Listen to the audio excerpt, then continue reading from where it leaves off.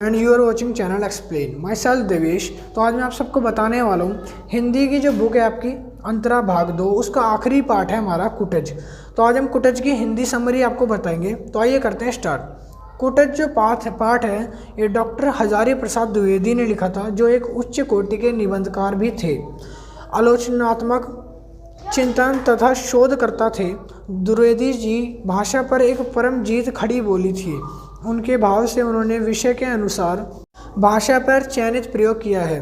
द्विवेदी जी ने निबंधों के विषय में भारतीय संस्कृति तथा इतिहास, ज्योतिषी, साहित्य जैसी विभिन्न धर्मों तथा संप्रदायों का विभिन्न विवेचन आदि किया। वर्गीकरण की दृष्टि में द्विवेदी जी ने एक निबंध 2 भागों में विभाजित किया है: विचारात्मक निबंध, आलोचनात्मक निबंध। आचार्य हजारी प्रसाद द्विवेदी को 1957 में हिंदी में क्षेत्र में एक महान साहित्य योगदान में पद्म भूषण का सम्मानित भी किया गया था। तो ये थे इनके हजारी प्रसाद द्विवेदी का यहाँ पे लेखक परिचय। तो आइए अब हम स्टार्ट करते हैं अपने निबंध पे, अपने पाठ के सार को, कुटज को। तो जो कुटज है उसका मतलब होता है, पहले तो कुटज ललित निबंध है। ललित मतलब होता है एक छोटा निबंध। इसके केंद्र कुटज नाम का वृक्ष होता है। कुटज का मतलब होता है एक वृक्ष, एक पेड़ को भी कुटज कहा जाता है, जो पुष्प से भरा हुआ होता है। इनके अंदर फूल उगते हैं, मतलब पुष्प माने फूल। हजारी प्रसाद द्विवेदी ने इस निबंध की आत्मभिव्यक्ति तथा रूप में अधिक जानना चाहते हैं। कुटज के माध्यम से द्विवेदी जी बहुत से महत्वपूर्ण बिंदुओं को व्यंजनात्मक बताना चाहते हैं। कुटज शिवलली की पहाड़ों पर मिलने वाला एक अल्प परिचित पौधा होता है। ये जो पौधा ये पहाड़ों के बीच में मिलता है, वो भी शिवलली की पहाड़ है। ठीक है, आगे वो बोलते हैं, जब आप कुटज को पढ़ना शुरू करोगे तो उससे पहले आपको लगेगा कि निबंधकार केवल कुटज के बारे में बोल रहा है, लेकिन जब आप बात करते रहोगे धीरे धीरे आपको एहसास होगा कि कुटज तो बस एक बहाना है।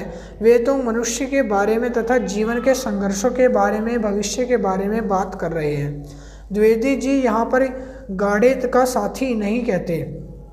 द्विवेदी जी ने उसे यूं ही गाढ़े का साथी नहीं कहा है। कुटज पुष्प यश के तब काम में आते हैं जब इन्होंने पथरीली झाड़ियों में कुल फूल तथा पौधा न था। निबंध के प्रारंभ में द्विवेदी जी के स्थान पर उनके बारे में बताकर उन्होंने हे जहाँ कुटज उगाता है, पनपता है तथा अर्थात शिवलिखी श्रृंखला कुटजम अपरजानियम जीवनी शक्ति है, आत्मा है तथा वह विषम परिस्थितियों में शान के साथ जीने की क्षमता देता है। वह सम्मान भाव से सभी स्थितियों को स्वीकारता है। वह सम्मान से समान रूप में व्यवस्थित में सभी अभिगृष्ट गुणों को होते हैं। यही बताना चाहते हैं इस निबंध के उद्देश्य से। द्विवेदी जी ने कुटज के विशेषताओं को चर्चा करते हुए लिखते हैं, कुटज की विशेषता अप्रजन्य जीवनी शक्ति है।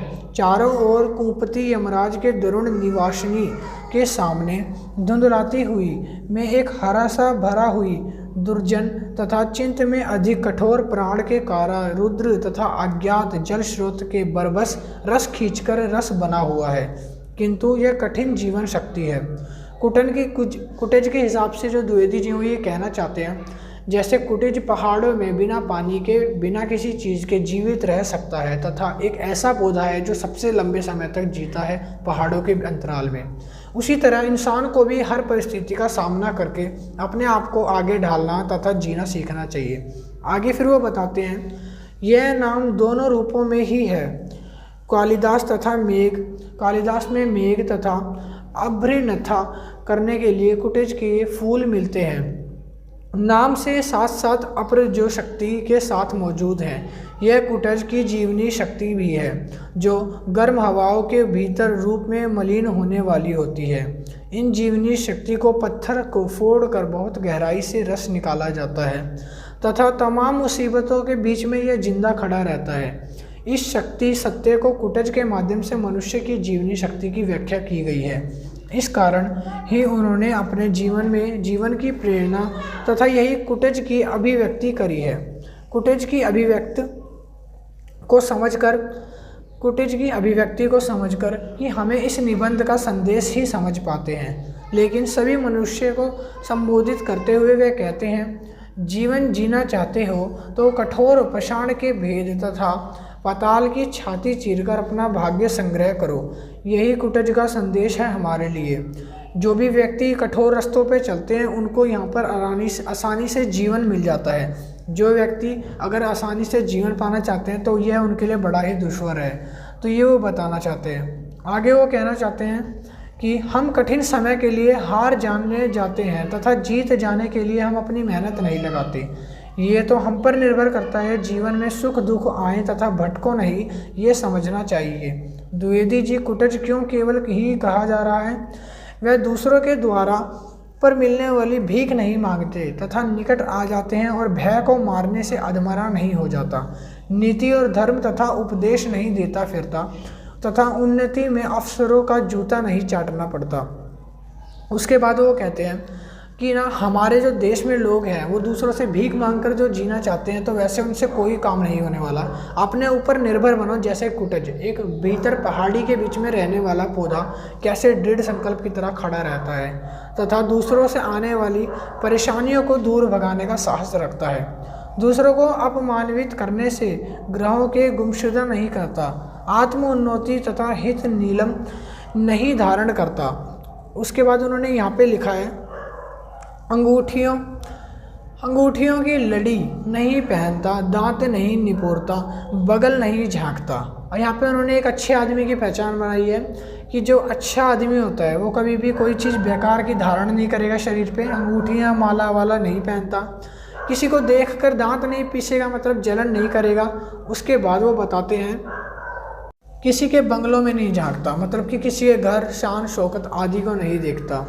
जीता है और शान से तथा शान से ही जीता है।